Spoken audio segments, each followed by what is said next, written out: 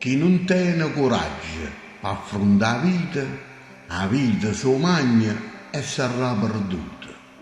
Ma chi ci pensa spesso e poi fa un passo, che la neve o la tempesta, che la pioggia o il sole, camminerà buona con una coscia sola.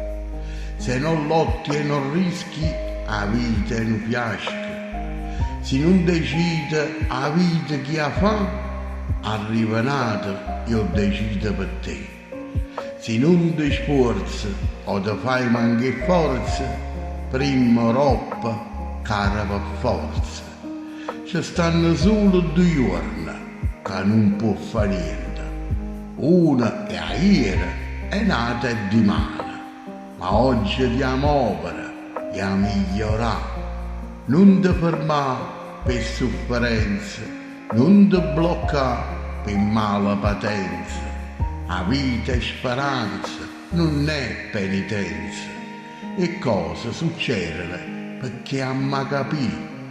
E si chiagna e si soffre per ci imparare. Si apprezza la pace se si conosce la guerra. Si apprezza il dolce se si conosce l'amaro.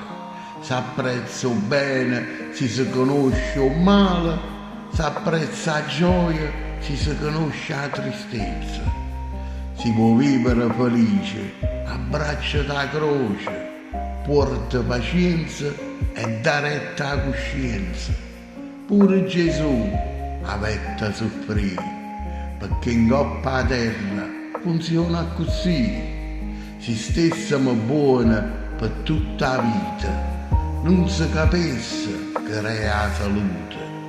Senza nessuna difficoltà, a 2 facessimo l'esperienza che in paradiso non si soffre, non si mangia e non si muore.